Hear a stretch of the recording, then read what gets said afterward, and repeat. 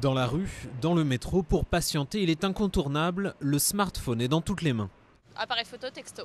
Uniquement les mails et puis l'équivalent de MSN aussi. Un nouveau monde à défricher pour les entrepreneurs du web.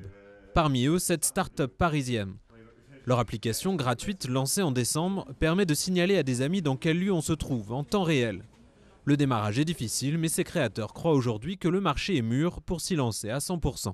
Avec l'iPhone, en fait, on constate que de nouveaux services, dont OpenPlace, qui sont des services qui n'ont de sens que sur un mobile. Ce type d'application donne réellement ses lettres de noblesse à l'Internet mobile, parce qu'en fait, c'est des usages qui lui sont propres.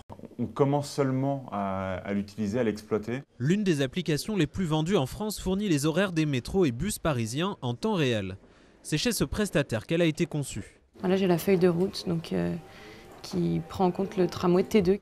Apple prélève 30% des recettes, le reste est partagé avec la RATP.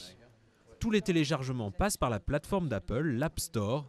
Et aujourd'hui, avec une part de marché de plus de 50% sur les smartphones, l'iPhone est la plateforme dominante.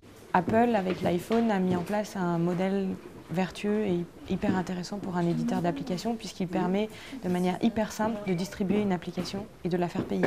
Si on se lance dans ce secteur-là, il faut commencer par l'iPhone. Maintenant, il y a d'autres plateformes qui arrivent et qui vont occuper une place importante. Environ 100 000 applications sont disponibles sur l'App Store, dont un quart de jeux, la catégorie la plus populaire. Un succès qui transforme le téléphone mobile en espace publicitaire à part entière. De nombreuses applications gratuites comptent en effet se financer entièrement par la publicité.